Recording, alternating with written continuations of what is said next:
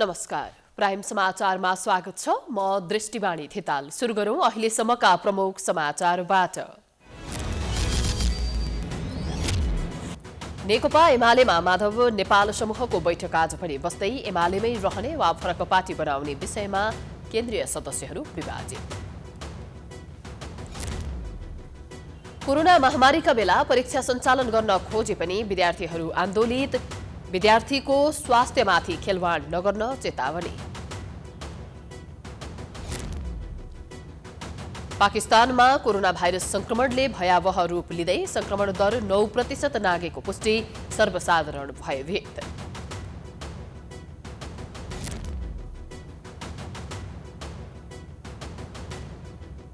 इरानमा नयाँ राष्ट्रपति इब्राहिम रईसीद्वारा पद तथा गोपनीयताको शपथ ग्रहण, देशको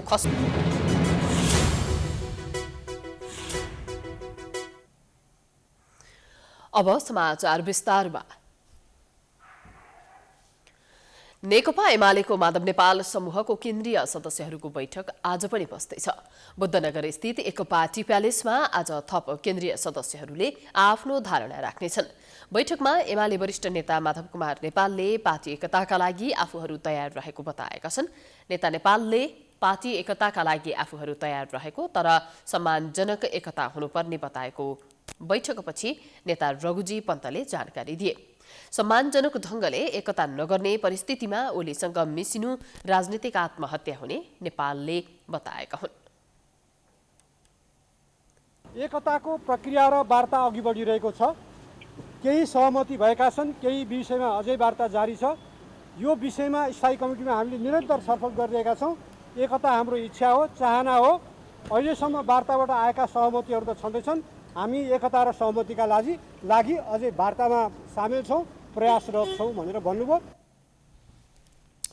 बैठकमा केन्द्रीय सदस्यहरूले एकताका लागि हतार गर्न नहुने र ओलीसँग लत्रिन नहुने बताएको पन्तले जानकारी दिए। नेता पन्तले दुवै समूहबाट गठित कार्यदल सक्रिय रहेको र वार्ता र छलफल भइरहेको बताएका छन्। यस्तै पार्टी विवाद समाधानका लागि आफ्नो तर्फबाट कार्यदल संयोजक भीम रावलले कार्यदलमा भएका 10 बुँदे सहमतिका विषयमा विस्तृत व्याख्या गरेका थिए। पन्तले सरकारमा सहभागी हुने कुनै सम्भावना नरहेको बताएका छन्। भीम रावलजीले हाम्रो कार्यदलको संयोजक भीम रावलजीले 10 बुँदे सहमति कसरी भयो, के भएको थियो त्यसको बारेमा विस्तृत रूपले बैठकलाई जानकारी गराउनु भयो। त्यो कसरी भएको थियो त्यसका बुँदाको व्याख्या गरेर उहाँले बैठकलाई जानकारी गराउनु भएको छ। त्यसैले हामी एकतातर्फ अगाडि गइरहेको छौँ। एकतातर्फ हाम्रो पाइलाहरू सकारात्मक रूपले अगाडि बढिरहेका छन्। सरकारमा जाने चर्चा सम्भावना नै छैन। हामी एउटै पार्टी छौँ, एमालेमा छौँ, अपोजिसनमा छौँ। बैठकले एमाले अधिवेशन प्रक्रिया रोक्न माग गरेको छ।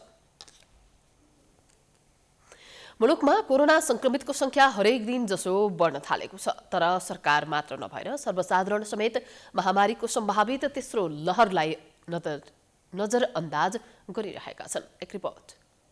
कोरोना संक्रमण झनझन बढ्दो छ। पछिल्लो तथ्याङ्क अनुसार नेपालमा संक्रमितको संख्या बढेर 3938 पुगेका छन्। तर बुधबार 4107 जना अर्थात् 43 दिन यताकै उच्च बिन्दुमा संक्रमित भेटिए अनि संक्रमण दर 26.2% पुग्यो। यसअघि जेठ 8 गते 4522 जना र 9 गते 2421 जनामा संक्रमण पुष्टि भएको थियो। वैशाख 13 गते काठमाडौँ जिल्लाका 3वटै प्रशासनको संयुक्त बैठकले वैशाख 16 गतेबाट निषेधाज्ञा लगाउने घोषणा गरेका थिए। त्यो दिन 3556 जनामा मात्रै संक्रमण देखिएको थियो।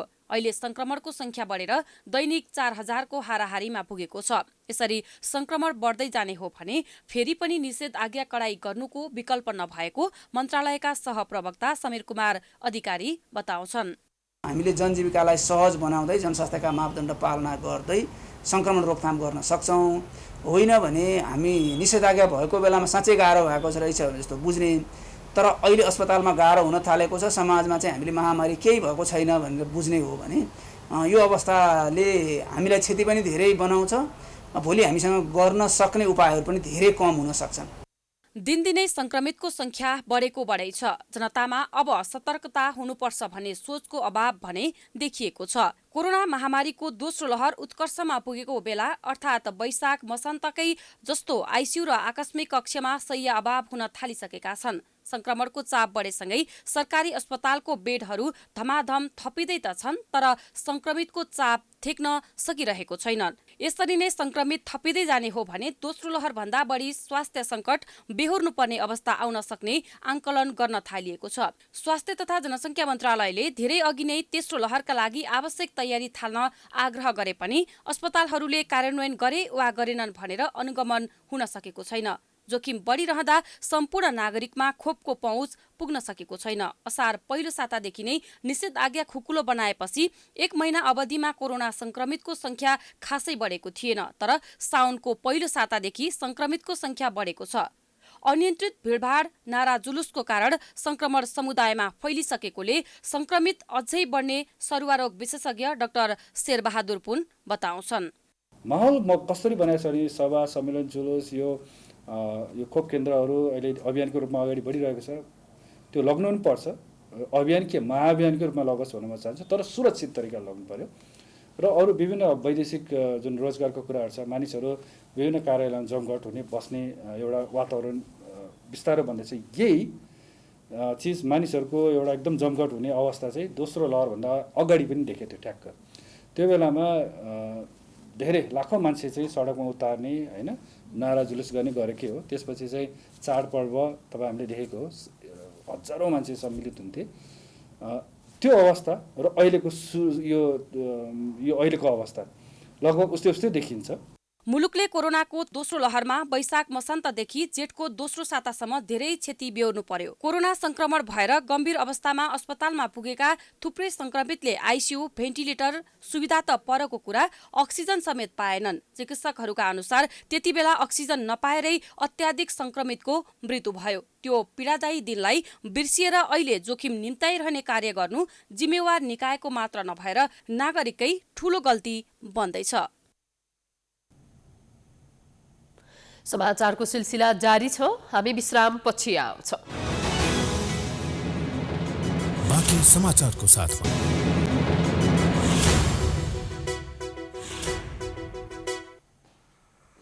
विश्रामपछि स्वागत छ। अब बाँकी समाचार।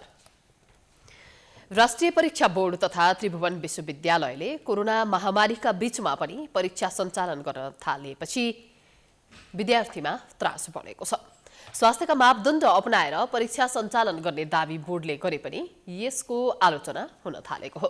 एक रिपोर्ट। प्रतिनिधि सभा अन्तर्गतको शिक्षा तथा स्वास्थ्य समितिले सबै नेपालीले कोरोना विरुद्धको खोप लगाउने वातावरण बनाउन सरकारको ध्यानाकर्षण गराएको छ। सिंहदरबारमा बिहिबार बसेको समिति बैठकले कोरोना महामारी नियन्त्रणमा नआएको भन्दै सबै नागरिकलाई खोप लगाउने वातावरण बनाउन स्वास्थ्य मन्त्रालयको ध्यानाकर्षण गराएको हो। बैठकले लक्षित समूहलाई खोप दिने तालिका सार्वजनिक गरे पनि अन्य समूहलाई पनि खोप दिएको र खोपको दुरुपयोग भएको भन्दै मन्त्रालयको ध्यानाकर्षण गराएको समिति सभापति जयपुरी घरतीले बताइन्। त्यस्तै कोरोनाको सम्भावित अर्को लहरलाई मध्यनजर गर्दै अस्पतालमा पर्याप्त आइसियु र भेन्टिलेटरको व्यवस्था गर्न पनि मन्त्रालयलाई सुझाव दिएको छ। कोरोना संक्रमणको उपचारका लागि आवश्यक जनशक्तिको व्यवस्था गर्न मन्त्रालय गम्भीर हुनुपर्ने सभापति घरतीले बताइन्। सबै नेपालीहरूले खोप लगाउन पाउनुपर्छ, त्यसको व्यवस्था चाहिँ गरोस् र यसको कार्यान्वयन गर्ने बेला 2-3 वटा कुरालाई ख्याल गरोस् सरकारले भन्न चाहन्छु। लक्षित समूह जो तोकेको छ तिनलाई चाहिँ खोप चाहिँ जाओस्। विगतमा के भयो भने उमेर समूह तोक्यो, लगाउने धेरै अरूले लगाए, खोप अलि घर घरमा पुग्यो भने चाहिँ त्यस्तो नहोस्। र एउटा फ्रन्ट लाइनमा खट्ने भन्ने छ, जस्तै यो मजदुरहरू घरेलु मजदुरदेखि लिएर सबै श्रमिकहरूलाई खोप लगाउनु पर्ने, व्यवसायीहरू, शिक्षक, विद्यार्थी लगायत बढी फ्रन्ट लाइनमा जसले काम गर्छ त्यहाँ चाहिँ प्राथमिकताका आधारमा छुट्याएर खोपहरू दिने गरोस् भन्ने म समितिको तर्फबाट सुझाव दिन चाहन्छु। बैठकमा स्वास्थ्य तथा जनसङ्ख्या राज्यमन्त्री उमेश श्रेष्ठले अब दोस्रो डोजको खोप दिने कार्यलाई प्राथमिकता दिइने बताए। दोस्रो डोज खोप नपाएका 13,50,000लाई जापान र भुटानबाट आएको खोप लगाइने उनले बताए। राज्यमन्त्री श्रेष्ठले खोप केन्द्रहरू विस्तार गरेको जानकारी दिए। जसमध्ये चाहिँ अहिले बाँकी भएको जेन्सन चाहिँ करिबन हामीसित 87,000 बाँकी छ। अर्को भेरोसिल चाहिँ हामी 21,000 बाँकी छ। र यो फर्स्ट डोज सेकेन्ड डोज लाउनुको लागि 15 लाख चाहिँ हामीसित चाहिँ यो चाहिँ भेरोसेल सेकेन्ड डोज बाँकी छ। एप्रोक्सिमेटली आजको दिनसम्म चाहिँ प्राप्त भएको खोप चाहिँ 16 लाख जति चाहिँ बाँकी भएको र यो 16 लाख खोप पनि सेकेन्ड डोज चाँडै नै स्टार्ट हुँदैछ। त्यो पनि लाग्ने यहाँलाई जानकारी गराउन चाहन्छु। त्यस्तै समिति सदस्य तथा पूर्व स्वास्थ्य मन्त्री खगराज अधिकारीले कोरोना खोपको मूल्य सार्वजनिक गर्न माग गरे। यो सबै पहिलेकै तयारी थियो र अहिले पहिले पूर्ववर्ती सरकारले सम्झौता गरेकै भ्याक्सिनहरू छन् र यसमा तपाईँले थप्नुभयो र भेरोसिलको पनि थप चाइनिजहरूको थपमा पनि सिलिन्डर गराउनु किस्तामा लिने थियो। अब हामीलाई एउटा कुरा जानकारी गराउँछु, यो समितिले भित्र राख्नु पर्यो भने राख्छौँ, तर राष्ट्रको ढुकुटी गएको छ। मोडर्नाको प्राइस कति हो, भेरोसिलको प्राइस कति हो, कोभिसिल्डको प्राइस कति हो र जोन्सन एन्ड जोन्सनको प्राइस कति हो, अमेरिकनहरूले किन त्यहाँ $100 दिन्छु भन्नु परेको र हामीले किन माग गर्दैछौँ, यो कुरा पनि हामीले थाहा पाउनु पर्यो। जनतालाई अपिल गर्छौँ। त्यस्तै अर्का समिति सदस्य गिरिराजमणि पोखरेलले कोरोनाको अर्को लहर आउने प्रक्षेपण गरिएको भन्दै सरकारको तयारीलाई पूर्ण बनाउनु पर्नेमा जोड दिए। अब नै हुँदाखेरि चाहिँ अहिलेको क्यापेसिटीले पुग्छ कि पुग्दैन भन्ने प्रश्नको उत्तर चाहिँ हामीले दिनुपर्छ। 5 महिनाको प्लान अफ एक्सन तपाईँहरूले पेस गर्नुभएको छ। अक्सिजन कति चाहिने हो मैले भन्न सक्दिनँ। उपकरणको अर्को कुरा भयो, औषधिको कुरा भयो, मानव स्रोतको व्यवस्थापनको कुरा हो। यी सबैको एउटा अभाव खड्किएको प्रश्न भनेको चाहिँ हाम्रो काम चाहिँ चुस्त दुरुस्त भएको छैन, व्यवस्थित हुन सकेको छैन। त्यस कारणले अब योभन्दा सङ्क्रमण बढ्दा तपाईँहरूको एउटा प्रक्षेपण त्यहाँ देखियो, अनि त्यसको आधारमा चाहिँ हुन्छ कि हुँदैन। दोस्रो अलि धेरै चाहिँ छतबिछत बनायो क्या दोस्रोले। बैठकमा स्वास्थ्य मन्त्रालय अन्तर्गतको नीति योजना तथा अनुगमन महाशाखाका प्रमुख डाक्टर गुणराज लोहनीले नेपालमा थप 2 लाख व्यक्ति कोरोनाबाट प्रभावित हुने बताए। पछिल्लो समय तेस्रो लहर फैलिने सम्भावना रहेकाले स्वास्थ्य मापदण्ड अपनाउनु पर्ने उनको सुझाव छ।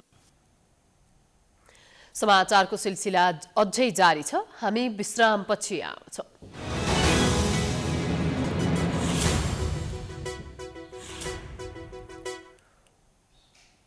पाकिस्तानमा कोरोना भाइरस संक्रमणको स्थिति निकै खराब बन्दै गइरहेको छ। करिब 3 महिनापछि गरिएको परीक्षणले कोभिड संक्रमण दर 9% भन्दा बढी देखिएपछि स्थिति चिन्ताजनक बनेको देखिएको हो। पछिल्लो 24 घण्टामा परीक्षण गरिएका नमुनामा पाकिस्तानको कोभिड-19 संक्रमणको दर 9.06% रहेको छ। नेशनल कमान्ड एन्ड अपरेसन सेन्टरको तथ्याङ्क अनुसार उक्त अवधिमा कम्तीमा 62,462 व्यक्तिको रगत नमुना मार्फत कोभिड-19 परीक्षण गरिएको थियो। पाकिस्तानमा संक्रमणको चौथो लहर फैलिरहँदा दैनिक संक्रमित, मृत्यु र हाल सक्रिय संक्रमितको संख्यामा तीव्र वृद्धि दर देखिएको छ। यो 24 घण्टाको अवधिमा पाकिस्तानमा कोभिड-19 संक्रमित 60 जनाको मृत्यु भएको छ। यससँगै पाकिस्तानमा कोभिड-19 संक्रमित 23,635 जनाको मृत्यु भएको बताइएको छ। देशैभरि सक्रिय संक्रमितको संख्या 77,409 रहेको छ भने हालसम्म 10,53,660 व्यक्तिमा कोरोना भाइरस संक्रमण पुष्टि भएको छ।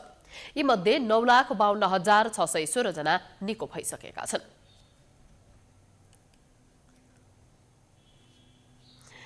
इरानका नयाँ राष्ट्रपति इब्राहिम रइसीले पद तथा गोपनीयताको शपथ गरेका छन्। रइसी इरानका सर्वोच्च नेता आयतोल्लाह खमेनीका निकट मानिन्छन्। अमेरिकी प्रतिबन्धका बीच देशको अर्थव्यवस्थामा डामाडोल भइरहेका बेला रइसीले पद सम्हालेका हुन्। यस्तो अवस्थामा देशको खस्किएको अर्थव्यवस्था उकास्ने उनको प्रमुख चुनौती रहनेछ। अहिले विश्वशक्ति राष्ट्रबीच पनि इरानको सम्बन्ध तनावपूर्ण अवस्थामा रहेको छ। पछिल्लो साता मात्रै ओमान नजिकै एक ट्र्याक्टरमाथि ड्रोन आक्रमणको आरोप इरानमाथि लागेको थियो। इजरायली कम्पनीले प्रयोग गर्ने ट्याङ्करमा भएको आक्रमणमा बेलायत र रोमानियाका एक जना सुरक्षाकर्मी मारिएका थिए। यस घटनापछि बेलायत, अमेरिका र इजरायलले यो आक्रमण इरानले गरेको जिकिर गरेका थिए। सन् 2018मा ट्रम्प सरकारले अमेरिका इरान परमाणु सम्झौताबाट पछि हट्ने निर्णय गरेसँगै दुई देशबीच तनाव चर्किएको छ। अब खेलकुद समाचार। यो सँगै हामी समाचारको अन्त्यमा आइपुगेका छौँ। जाँदा जाँदै प्रमुख समाचार पुनः एकपटक।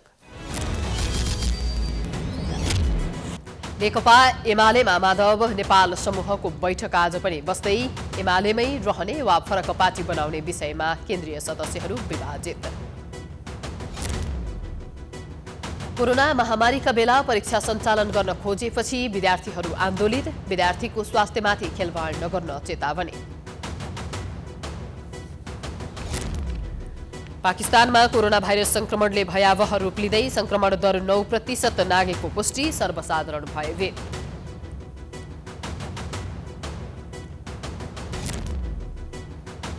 इरानका नयाँ राष्ट्रपति इब्राहिम रइसीद्वारा पद तथा गोपनीयताको शपथ ग्रहण, देशको खस्किएको अर्थव्यवस्था उकास्ने रइसीको प्रतिबद्धता। समाचार अहिलेलाई सकियो। प्राइम टाइम्स टेलिभिजन हेर्दै गर्नुहोला। नमस्कार।